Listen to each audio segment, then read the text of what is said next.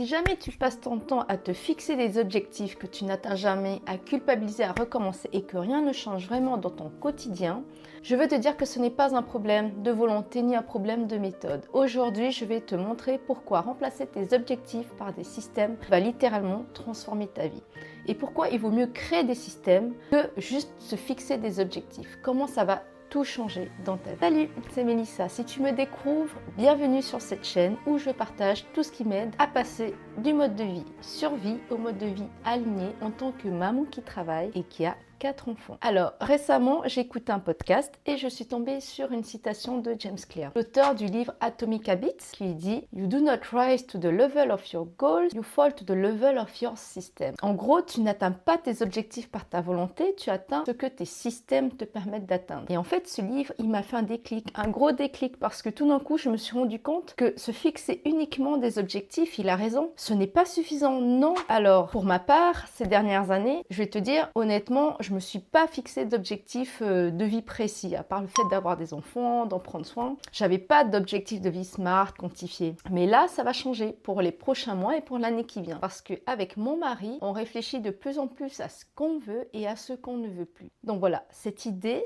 cette citation que j'ai entendue, elle m'a fait un gros déclic et je vais la mettre en application dans ma vie. Donc aujourd'hui, je veux t'expliquer ce concept en profondeur parce que vraiment, ça va tout changer pour moi. Alors, déjà, la théorie. Pourquoi est-ce que les objectifs seuls ne marchent pas? James Clear, en fait, dans son livre, il explique 3 choses hyper importantes. La première, c'est que tout le monde a les mêmes objectifs. Alors, par exemple, pour les mamans, pense aux mamans autour de toi. On veut toutes mieux dormir, on veut être en forme, on veut avoir une maison organisée, rangée, on veut passer du temps de qualité avec nos enfants, on veut être épanoui au travail, on veut tout, mais tout le monde n'y arrivait pas. La différence, elle est là, c'est que l'objectif en lui-même ne suffit pas, c'est la qualité des systèmes que tu mets en place chez toi pour atteindre ces objectifs qui fait la différence.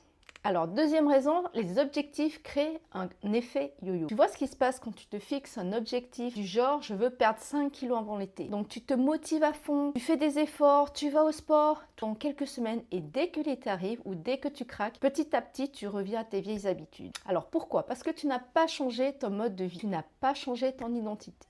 Tu as juste fait un sprint et après, tu te retrouves épuisé. Un système, lui, n'a pas de date de fin. C'est une nouvelle façon de vivre qui devient naturelle, soutenable et qui fait partie de toi. Ton identité change et c'est ça le game changer. James Clear, dans son livre, il parle des habitudes qui se basent sur l'identité. Au lieu de se demander qu'est-ce que je veux comme résultat, il suggère de se demander quel type de personne aurait ce résultat. Et après, tu conçois des petites habitudes qui, petit à petit, construisent cette identité. Donc, chaque petite action que tu fais tous les jours te mène vers cette personne que tu souhaites devenir et petit à petit, avec le temps, tu te construis une nouvelle identité.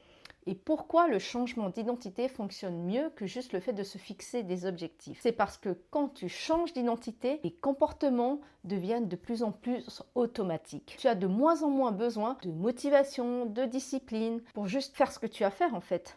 Donc je vais te donner un exemple super parlant dans le livre.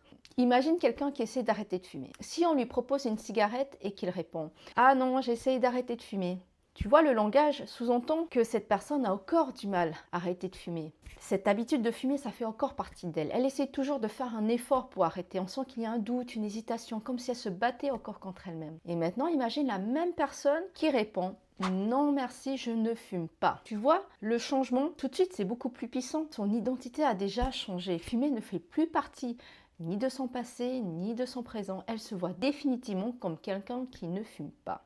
Et le fait de refuser la cigarette, c'est juste quelque chose de normal qui découle de cette identité.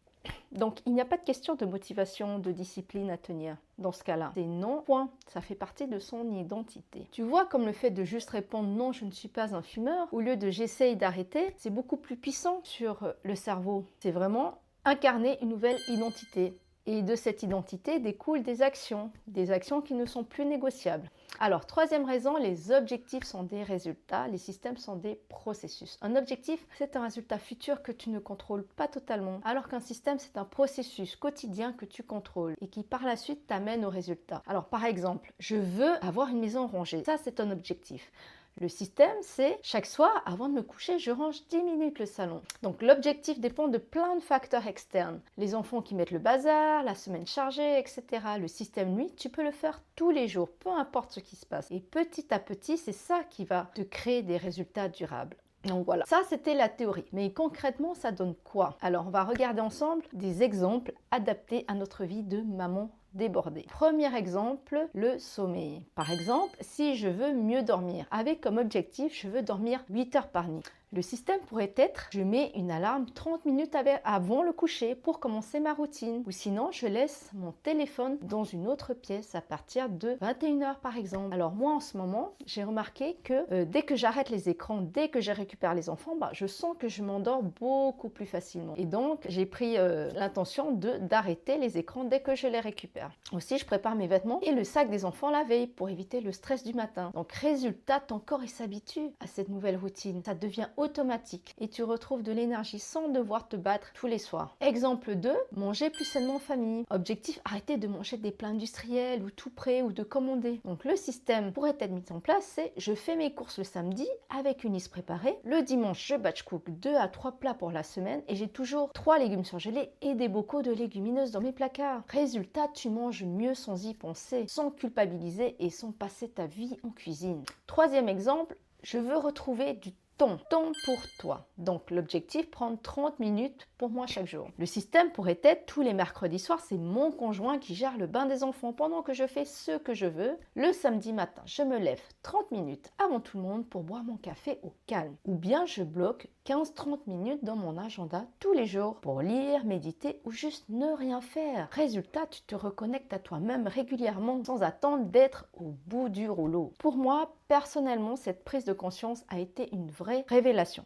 Quand on n'atteint pas ses objectifs, ce n'est pas un problème de volonté, c'est un problème de système. Et donc aujourd'hui, par exemple, je travaille sur mon sommeil. C'est une de mes priorités parce que j'ai toujours négligé mon sommeil. Toujours. Et je vois directement l'impact sur mon énergie, mon humeur, ma patience avec les enfants. Au lieu de me dire « je veux dormir 8 heures », je me construis un système. J'ai une routine du soir qui est cadrée, pas d'écran après 18 heures sauf urgence et tous les jours et tous les dimanches, je revois ce qui a aidé ou perturbé mon sommeil. Et petit à petit, ça deviendra naturel. Donc voilà mon défi pour toi. Choisis un domaine de ta vie où tu aimerais progresser. Pas 10, un seul. Et demande-toi, quel est mon objectif? Et pour atteindre cet objectif, quel système je peux mettre en place cette semaine pour avancer vers cet objectif? Parce que les résultats viennent des actions répétées. Et les actions répétées, elles viennent d'un bon système. Donc si tu veux aller plus loin, j'ai créé une newsletter où je partage chaque semaine des outils concrets, des routines, des astuces pour sortir du monde survie et construire une vie plus alignée. Le lien est juste en dessous de la vidéo. Inscris-toi et rejoins notre communauté de mamans qui veulent reprendre le contrôle sans